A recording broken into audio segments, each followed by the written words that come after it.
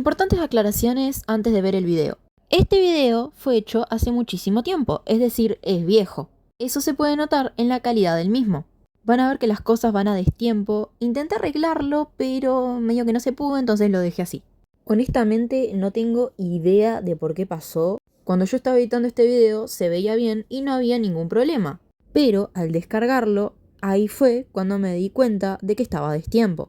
Es literalmente un segundo de retraso, pero jode, entonces desde ya les pido disculpas.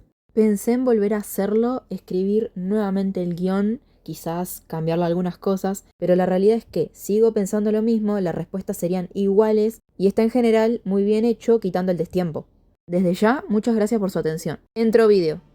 Hoy vamos a responder preguntas curiosas. El anime cambió el final principalmente por una cuestión de ritmo televisivo y para darle a Light una muerte más poética o melancólica. En el manga el desenlace es mucho más crudo, realista y patético. Los autores, Sugumi Ohba y Takeshi Obata, querían dejar en claro desde el primer momento que el uso del cuaderno era como una droga y solo trae desgracia, destruyendo cualquier rastro de humanidad en Light. El anime, en cambio, suavizó ese impacto visual. Importante aclaración. Yo casi siempre trabajo con el manga, que es la fuente canónica, lo original. Respeto el anime, por supuesto, pero para buscar los datos canónicos y la verdad, siempre quiero la fuente directa. Esta teoría fue súper popular, pero es totalmente falsa. Nació por un OVA del anime que es Death Note Relight, donde aparece un Shinigami con rasgos parecidos a Light. A ese OVA no se lo vio nadie. Lo único por lo que es recordado es por dos escenas. Light en la tumba de L y Light Shinigami. Las reglas de la libreta son claras. Todos los humanos, por igual, Sin importar lo que hayan hecho en vida, van a la nada al morir. no existe el cielo, no existe el infierno, y ningún humano se puede transformar en Shinigami. Light murió y dejó de existir por completo. La teoría es gigantesca, pero vamos a resumirla. La confusión es porque se ve a Ryuk sentado en el mundo Shinigami, supuestamente ciego, más viejo, después de todos los acontecimientos de Death Note. Ahí aparece un Shinigami que supuestamente tiene características similares a Light, le tira una manzana a Ryuk de la misma manera en que lo hacía Light, Y le pregunta cómo le fue allá abajo. Entonces Ryuk ahí le cuenta todo lo que ocurrió, O sea, todo el caso Kira. pero este Shinigami no termina de escuchar porque se aburre y le dice como que cierre el orto, y se va. y ahí Ryuk lo llama Light, Ya por último voy a explicar por qué hicieron eso. que la verdad es cualquiera y se pasan por el orto el canon. Lo más obvio que fue por marketing. Los OVAs son películas recopilatorias. Si solo resumían lo que la gente ya vio no tendría sentido, se quedaban sin plata. Fue un fanservice potente. Obviamente, esto causó el efecto esperado. Generó debate y mantuvo viva la franquicia. Al director del anime le servía muchísimo crear un final poético y abierto en una línea de tiempo alternativa. Sabían perfectamente que diseñar a Light Shinigami iba a hacer explotar internet con teorías durante años.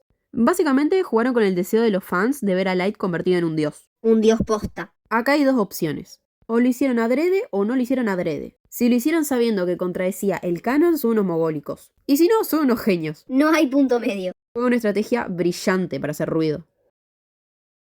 Miren, este es un mito pero de la gran puta. Y no tiene ningún tipo de discapacidad física. Si vas al How to Read, la ficha técnica del personaje te lo aclara todo. Sugumi Ohba explicó que Niar es simplemente el extremo del sedentarismo y la falta de autocuidado. No es que no pueda caminar porque las piernas no le dan. Es que el tipo está tan aislado mentalmente de la realidad que prefiere quedarse tirado en el piso, jugando, con juguetes, antes que mover un músculo. Es pura pereza y desconexión psicológica con el mundo real. No un tema médico. Bueno, ahora pasamos a comentarios que me han dejado.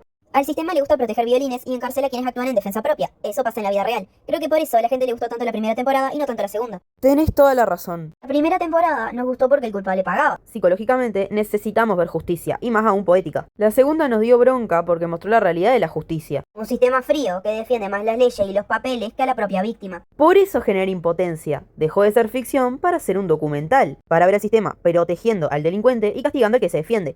Lo mejor de Death Note es que detuvieron a Kira antes de que fuera peor porque el tipo estaba creando más Kiras. Había riesgo de que este cabrón creara un culto con cada miembro, el cual o tendría una cantidad limitada de hojas o incluso llegaran a obtener sus propias libretas. Tú dirás, pero Mikami es una anomalía. Yo respondo, las pelotas. Hay gente tan jodida en este mundo que si Mikami realmente fuera una anomalía estadística no existirían los suicidios grupales llevados por cultos. Solo algo de labia basta para que alguien esté convencido de algo y lo peor sería quienes fingen estar convencidos solo para apuñalar por la espalda hasta el punto de crear una reacción en cadena. Peor aún, porque podrían cambiar los ideales por cada cambio de líder e ir degenerando la idea ya degenerada del propio Light. Coincido con lo que dice el comentario. Psicológicamente, Light Yagami dejó de ser un simple justiciero hace muchísimo tiempo y pasó a convertirse en el líder de una secta. Al principio de la historia, uno podría llegar a empatizar con la idea del antihéroe que intentaba limpiar las calles de la delincuencia porque el sistema fallaba de forma constante. Sin embargo, el poder corrompe de manera absoluta y el personaje sufrió una transformación radical en su mente. Dejó de buscar la justicia para alimentar su propio narcisismo, persiguiendo un complejo de Dios donde él decidía quién tenía derecho a vivir y quién no. Y si nos metemos en la cabeza de los personajes para entender este rechazo, la psicología nos muestra cómo cambia nuestra empatía según el rol que nos toca jugar. En la primera etapa, el espectador se identifica plenamente con la víctima que decide dejar de serlo. Sentimos que su reacción, aunque violenta, es la única salida lógica ante un entorno que lo desampara. Hay un proceso de liberación emocional cuando vemos que el culpable recibe su merecido sin intermediarios. Pero en la segunda etapa, la historia nos obliga a cambiar de perspectiva de golpe. Esa distancia entre lo que la sociedad siente como justo y lo que el Código Penal dicta como legal es lo que genera esa desconexión tan fuerte con el público. La obra deja de ser un espacio de desahogo y pasa a recordarnos las peores fallas de las instituciones reales. Nos expone a esa frustración cotidiana de ver cómo las leyes parecen estar diseñadas para cuestionar cada paso de quien se defendió, en lugar de castigar al verdadero iniciador del conflicto. El peligro real sobre el final de la historia ya no era solamente tener a un tipo inteligente anotando nombres en una libreta en la soledad de su habitación. El verdadero problema social fue el fanatismo ciego y masivo que logró meterle en la cabeza a la sociedad. Cuando una masa de personas empieza a adorar a un asesino como si fuera una deidad, el tejido social se rompe por completo. En este contexto, Teru Mikami no es ninguna excepción ni una anomalía estadística dentro del comportamiento humano. Mikami representa el reflejo perfecto de cómo un seguidor radicalizado pierde por completo el criterio propio, la empatía más básica y la moral con tal de seguir las órdenes de su dios elegido. Su mente fue formateada por el miedo y la devoción, anulando cualquier capacidad de cuestionar las acciones de su líder. Este fenómeno es exactamente el mismo que vemos en la historia real con los cultos destructivos. Gente común deja de pensar por sí misma y entrega su voluntad a una figura manipuladora. Si la investigación policial no frenaba a Kira en ese preciso momento, el movimiento entero iba a terminar en una guerra de poder interna y en un desastre social completamente incontrolable por la ambición de sus propios fanáticos. No existía un orden real, sino una falsa paz basada en la amenaza de muerte constante. Con tantas libretas y hojas sueltas dando vueltas por el mundo, cada seguidor radicalizado iba a querer imponer su propia versión personal de lo que está bien y lo que está mal. Un grupo de fanáticos habría matado en nombre de Kira por razones puramente egoístas o visiones retorcidas de la realidad, creando facciones violentas dentro de la misma estructura.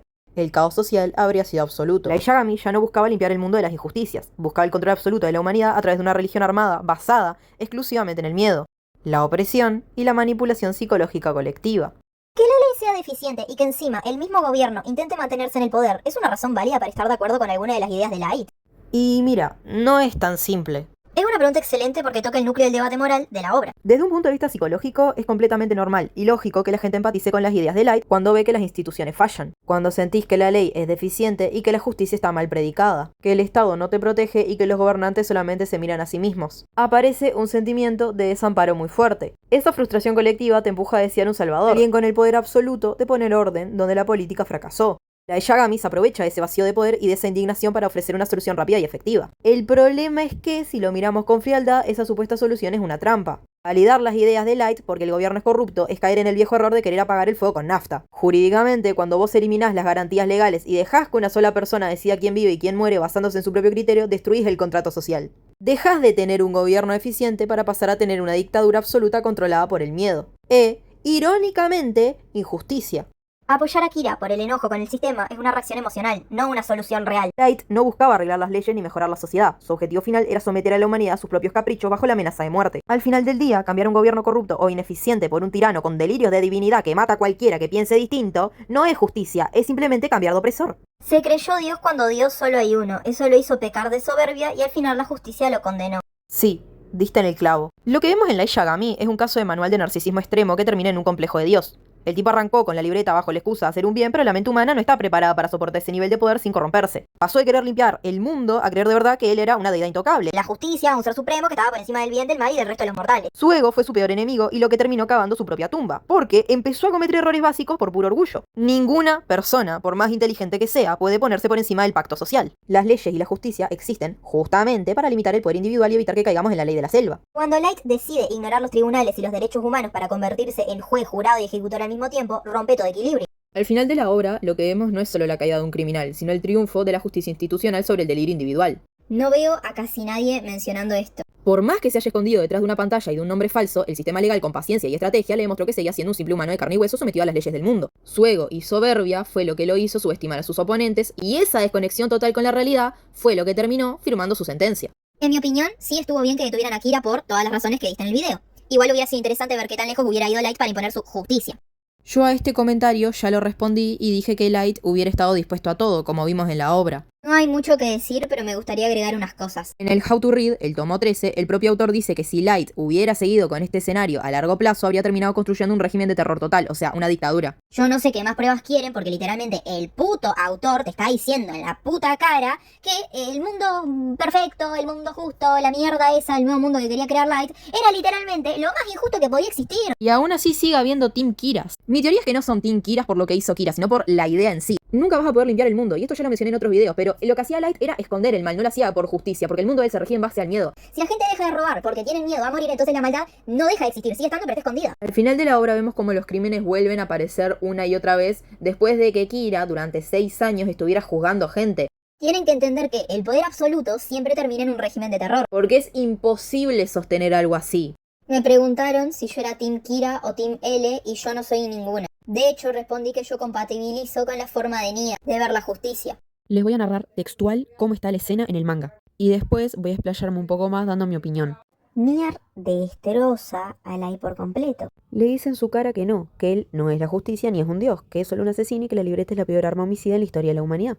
Le explica que, si hubiera sido una persona normal, la habría usado una vez por curiosidad y se habría asustado, arrepentido y no la habría tocado más. Que él cedió al poder de la libreta y del Shinigami, que se confundió a sí mismo con un dios y que al final solo es un asesino en masa de mente, nada más y nada menos. Ahí, Light salta a decir que él es la justicia, pero Nier le frena el carro y le dice que puede que tenga razón, que nadie puede decir que es lo correcto y que es lo incorrecto, el bien y el mal. Le confiesa que él no es diferente a Light, porque también cree en lo que considera que es correcto y cree que eso es la justicia. No contento con esto, lo remata durísimo, porque le dice que él no es ningún dios, que toda esa idea de trazar el camino que los demás deben seguir no es pacífica ni justa, y que cualquiera que afirme ser un dios y mata personas a diestra y siniestra es definitivamente malvado según sus estándares. Y ahí es cuando Nier mira a los demás y suelta la pregunta clave. ¿Qué es lo que las demás personas ahí, además de ellos dos, sienten que es lo justo, dejándolo completamente solo? Con esto nos damos cuenta que lo que hizo Light, no la idea en sí, sino cómo la termina ejecutando, es totalmente injustificable. Esto le da en el ego a Light Yagami porque le dice que no es un dios, sino simplemente un asesino con un cuaderno poderoso. Nier explica que la moral es subjetiva, lo que es correcto para uno no lo es para el otro, y por eso nadie tiene el derecho absoluto de imponer su propia visión de la justicia al resto del mundo. Nadie puede decir qué es lo correcto y qué es lo incorrecto. Cada uno hace lo que cree que está bien según sus propios valores.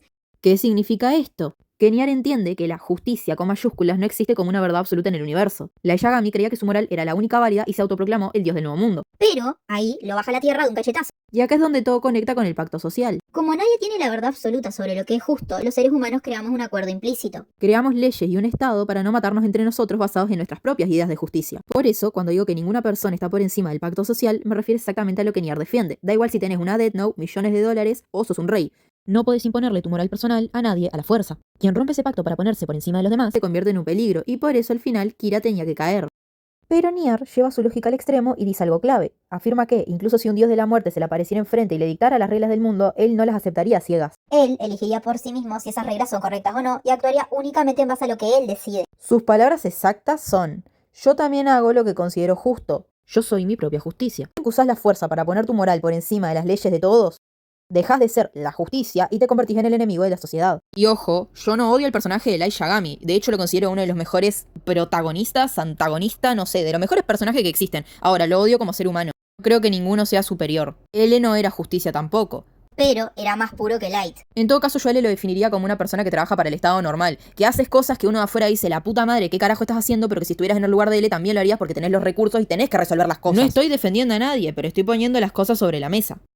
Así que sí, yo por esa parte entiendo a L. Y también entiendo a Light cuando decía yo quiero limpiar el mundo. Pero limpialo bien, no lo limpies en base al miedo. El tema es que él tampoco podía asegurar que esto fuera permanente. ¿Ustedes entienden a lo que voy? Siempre va a haber gente enferma. Los psicópatas, por ejemplo, que nacieron fallados, como se suele decir. Que en realidad es horrible decirlo y lo que en realidad está queriendo decir la gente es que estructuralmente vienen mal. Supongamos que, listo, Light crea su nuevo mundo. Es el dios del nuevo mundo, el mundo de la justicia, el mundo de la paz, el mundo de lo bueno. Y nace un psicópata. ¡Ay, qué hacemos! Si nació así, ¿a quién culpamos? ¿Culpamos a su cerebro? ¿A sus conexiones neurológicas? Para que entiendan bien voy a poner un ejemplo. Supongamos que este niño intenta matar a su madre, envenenándola, por ejemplo. Pero en vez de veneno, porque no puede conseguirlo por X motivos, le termina dando, no sé, agua. ¿Lo puede reformar? Porque acá hay dos cosas pasando. La intencionalidad de hacer daño existió, pero no pudo ser llevada a cabo. Entonces, ¿qué? ¿Lo matamos con la Death Note o lo dejamos vivir y lo reformamos? Y sigo. Todo esto nos lleva a la gran pregunta que muchos se hacen para defenderlo. ¿Pero no hizo cosas buenas? ¿Acaso no bajó la criminalidad en el mundo? Repiten como loros que Light le hizo un bien a la sociedad, pero la verdad es que yo no lo veo de esa manera para nada. Si analizamos el final del manga, queda claro que Light estuvo matando durante 6 años. ¿Y qué pasó cuando murió y el cuaderno dejó de usarse? Todo se fue a la mierda. Los crímenes volvieron exactamente al mismo punto del inicio, y ahí es donde todo se cae a pedazos. ¿Cuál es el supuesto beneficio a largo plazo que dejó? Ninguno. Porque Light no solucionó nada, él no erradicó la maldad del ser humano. Una sociedad en paz no es una sociedad aterrorizada. Lo que le creó no fue un mundo utópico ni más justo, creó una dictadura de miedo. En el momento en el que el dictador desaparece, el sistema colapsa porque nunca hubo una educación, ni un cambio estructural, ni una evolución real en las personas. Es acá donde muchos saltan con el dato estadístico para defenderlo. Que Light redujo la tasa de criminalidad global en un 70% y detuvo las guerras. Sí, el manga te da ese dato. Pero analicemos qué significa realmente ese número. Bajar la criminalidad a fuerza de paros cardíacos no es una victoria, es una ilusión. Al final estamos volviendo exactamente al mismo punto una y otra vez. El miedo no educa, solo reprime. Reducir los crímenes bajo amenaza de muerte es estadística vacía, porque el día que Kira ya no esté, como terminó pasando, ese 70% vuelve a las calles en un segundo. Es la prueba definitiva de que los números de Light eran puro humo a largo plazo. El gurí jugaba con hacks. Tenía una libreta de la muerte, shinigamis de su lado, el apoyo de Misamane y los ojos del Shinigami. Por si fuera poco, se topó de pura casualidad con Naomi Misora en la calle. Era el mejor estudiante de todo Japón, su propio padre era el jefe de la APN, tenía acceso directo a la investigación, miles de personas adorándolo, y terminó conociendo el rostro de él. Con semejante arsenal de ventajas, lo raro sería que no ganara en el primer capítulo. Light se mandó 854.000 cagadas que hicieron que terminara como terminó. Él podría no haber reaccionado a Lynn L. Taylor. Podría no haber matado a Naomi Misora. Y así podría seguir, pero voy a cortar porque se está haciendo eterno y necesito continuar con las preguntas. ¿Qué hubiera pasado si Akira se le acababan las hojas de la libreta? Video God, por cierto. Gracias por tu comentario. La respuesta corta y oficial canónica es que no, las hojas de la libreta nunca se acaban, son infinitas. Es uno de esos objetos que funcionan así. Según la regla número 30 de Death Note, las páginas son completamente infinitas y nunca se acaban. Es un objeto mágico del mundo Shinigami. Ahora, la libreta no era un simple objeto para él, sino el soporte de su enorme complejo de Dios. Vamos al caso de que sí se le acabaran las hojas. Ver que su herramienta de castigo tenía un techo físico le habría provocado una paranoia y una frustración tremenda. Se habría visto obligado a dejar de lado las ejecuciones masivas e indiscriminadas para volverse un tipo muchísimo más selectivo, calculando con precisión milimétrica cada nombre para no desperdiciar el espacio que le quedaba. Este límite habría obligado a Akira a cambiar de estrategia de manera radical. Al no poder limpiar las calles por cuenta propia debido a la falta de hojas, habría tenido que transicionar de un castigo directo a una manipulación del sistema legal. El objetivo habría sido usar los últimos espacios de la libreta para extorsionar y descabezar las cúpulas del poder político y judicial. De esa forma, obligaría a los gobiernos a endurecer las leyes penales ordinarias bajo amenaza de muerte. En lugar de ser un ejecutor solitario, tendría que haber compartido fragmentos de ese poder, por decirlo de alguna manera. Habría hecho que las propias instituciones del Estado hicieran el trabajo sucio por él, logrando que su modelo de justicia se aplicara a través de un código penal real, controlado por el miedo a sus últimas páginas. Creo que la opción correcta para un dios bueno sería erradicar el mal para que no hubiera más sufrimiento, para que los justos vivieran en paz. El único problema es que Light no es ese dios. No existe tal ser en Death Note. Los únicos dioses que surcan los cielos son los Shinigami y para ello los humanos no son más que números que les permiten seguir existiendo en su mundo vacío. Definitivamente detenerlo era inevitable, por el simple hecho de que Light no puede quedar solo en el mundo. Si ese fue el caso, eventualmente el rey Shinigami habría hecho algo al respecto, como con Minoru. Estaría bueno un video sobre el mundo Shinigami y su rey o algo así. Me encantan tus análisis. Gracias por tu comentario. Toca un dilema filosófico y psicológico muy profundo sobre la naturaleza del poder y la justicia. El concepto de un dios bueno que erradique el mal de raíz es una proyección de nuestro deseo infantil de protección absoluta. Queremos creer que existe una entidad perfecta capaz de eliminar el sufrimiento humano y garantizar la paz de los justos. El problema, como bien dice el comentario, es que Light Yagami no es ese dios. Él es un simple humano con fallas, traumas y un ego gigantesco. Cuando un mortal intenta jugar a ser un ser supremo, el resultado no es la justicia divina, sino el totalitarismo absoluto, porque sus decisiones siempre van a estar sesgadas por su propia subjetividad y sus intereses personales. Jurídicamente, la idea de eliminar el mal a través de la ejecución inmediata es un desastre institucional.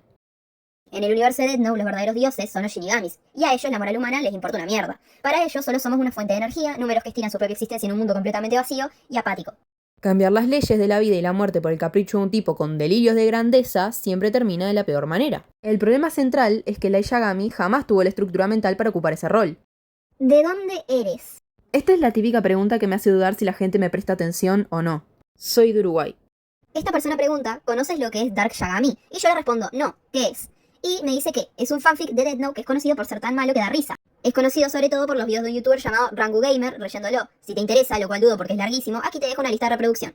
Toparnos con esta mención / pregunta en los comentarios demuestra lo bizarro que se vuelve internet cuando la creatividad se descarrila por completo. Para los que no están metidos en este submundo de los memes, Dark Yagami proviene de un fanfic llamado Luz y Oscuridad que es famoso en la comunidad por ser considerado el peor escrito en la historia de la obra. La trama es un completo delirio que tira todas las reglas originales por la ventana. Se inventa que Light tiene un hermano gemelo emo llamado Dark, que fue criado en un orfanato secreto en Gales para ser el sucesor de L, y que tiene una libreta roja que mata sin necesidad de saber el nombre ni la cara de la víctima. Una locura total que se volvió una joya de culto y un meme andante gracias a las lecturas humorísticas que hizo el youtuber Rangu Gamer. El éxito masivo de este tipo de historias tan absurdas responde a un fenómeno muy particular de internet, el placer de disfrutar algo que es tan exageradamente malo que termina siendo una comedia perfecta. ¿Realmente Light / Kira tenía una ventaja tan abismal como lo dicta el fandom contra L en su confrontación? Considerando los objetivos de ambos. L atrapará a Kira con pruebas contundentes y Light matará a L mientras puede impedir ser atrapado tomando en cuenta los recursos de ambos. Primero que nada, la ventaja de Kira no era solo grande, era ridícula. En cualquier juzgado del mundo, para meter preso a alguien necesitas pruebas reales, huellas, testigos, documentos, etcétera, que no dejen dudas. Esa era la carga tremenda que tenía L sobre la espalda. No hay comparación. Para liquidar a su enemigo, no necesitaba armar un expediente ni convencer a nadie, solo le alcanzaba con conocer una cara y un nombre para que pudiera notarlo y se muriera. Esta asimetría es lo que hace que la pelea sea tan desesperante.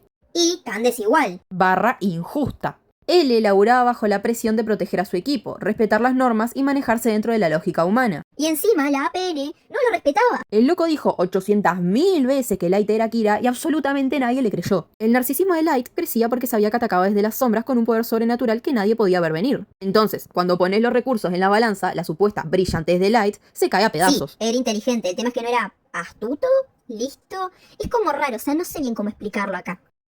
Sin mencionar que en la primera parte del anime el tipo tuvo un montón de guionazos. Tener un arma mágica, invisible e indetectable no te hace un estratega genial, te hace un tramposo con una ventaja totalmente injusta. El verdadero cerebro ahí fue L, que usando solo su inteligencia humana y una policía que le soltaba la mano, logra acorralarlo igual. La balanza estaba tan arreglada a favor de Kira que el simple hecho de que L lo tuviera contra las cuerdas demuestra quién era el verdadero capo de los dos.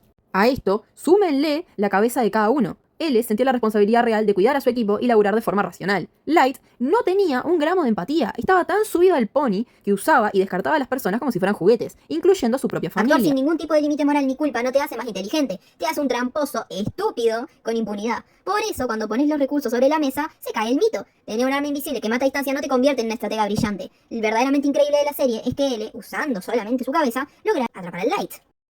E insisto, la ventaja de Light no era abismal, era un afano total. El fandom le endiosa como si fuera una estratega de la gran puta, pero la realidad es que el tipo jugaba con trucos y la cancha completamente flechaba a su favor. Si lo pensás desde el lado del derecho, a él le tocaba la parte más difícil, que es la carga de la prueba, para atrapar a Kira de verdad y meterlo tras las rejas, y precisaba evidencia física, ¿viste? Light, en cambio, se pasaba las leyes por el culo. Si solo hablamos del manga de Death Note, ¿quién fue más inteligente, Light Yagami o L? Responder concisamente e ir directo al grano con esta pregunta es facilísimo porque el propio autor del manga, Tsugumi Ohba, ya cerró el debate en las entrevistas oficiales. L era el más inteligente de la historia porque la trama lo requería. Si L no tuviera una mente superior, habría sido imposible que un simple ser humano pudiera emparejar la cancha contra un asesino que tenía un arma mágica indetectable. Ahora, mucha gente se confunde con los datos de la guía oficial de Death Note, el tomo 13 How to Read, porque ahí Light figura con un punto más en un casillero que muchas veces se tradujo mal como inteligencia. En el japonés original, esa estadística se refiere en realidad al conocimiento académico o cultural general. En ese terreno es lógico que gane Light, ya que era el estudiante modelo que salvaba todos los exámenes con notas perfectas. Pero si hablamos de intelecto puro, estrategia y resolución de problemas bajo presión, L se lo comía, básicamente. El laburo de L es una obra de arte. El tipo tuvo que perfilar a un asesino serial invisible partiendo absolutamente de la nada. Logró deducir que Kira necesitaba un nombre y una cara para matar. Y además lo ubicó geográficamente en Japón en los primeros días de la investigación usando una simple carnada televisiva. En cambio, el juego de Light consistía en esconderse y reaccionar detrás de un superpoder. La tarea de L, hablando jurídicamente, era titánica. No solo tenía que descubrir las reglas de un cuaderno sobrenatural, sino que debía reunir pruebas materiales que sirvieran ante un tribunal real para condenar al hijo del propio jefe de la policía japonesa. Light solo tenía que conseguir un nombre para ganar la partida, además de ver la cara de la víctima. Sacando las ventajas mágicas de la ecuación, L estaba a años luz. Además de Death Note, ¿cuáles animes / mangas te gustan? Otra vez excluyendo a Death Note. ¿Cuál dirías que es tu anime / serie favorito /A? Esta pregunta me viene bárbaro para bajar un poco a tierra y salir del tribunal, porque la realidad es que no vivo encerrada mirando 1000 series distintas. De hecho, soy de las que prefieren clavarse 1000 veces repitiendo los mismos clásicos de siempre antes que perder tiempo buscando qué arrancar. Pero si tengo que definir mi perfil por fuera de Death Note, la verdad es que me muevo en varios extremos muy claros. Nostalgia pura de la infancia, por ejemplo, y los thrillers psicológicos oscuros que te queman la cabeza.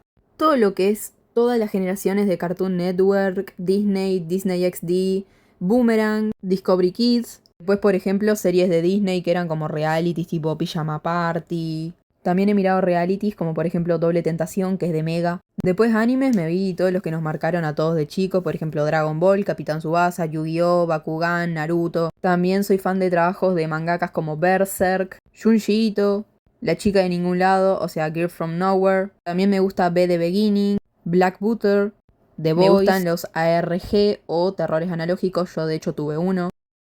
Etcétera, etcétera, etcétera. Creo que se entiende mi gusto. Bueno, eso sería todo. Si les gustó este análisis, barra lo que sea, y quieren más videos desarmando la realidad detrás de la ficción, ya saben qué hacer. Se suscriben.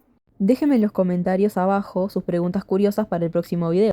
Pueden ser de cualquier cosa, pero que sean preguntas posta. No me dejen pelotudeces porque directamente no las leo, las paso de largo. Y si alguno tiene intrigas sobre mí y quiere saber, ya sea sobre mi vida o lo que sea, pregunten con gracia y con respeto. Si se desubican, directamente ni les respondo y lo bloqueo.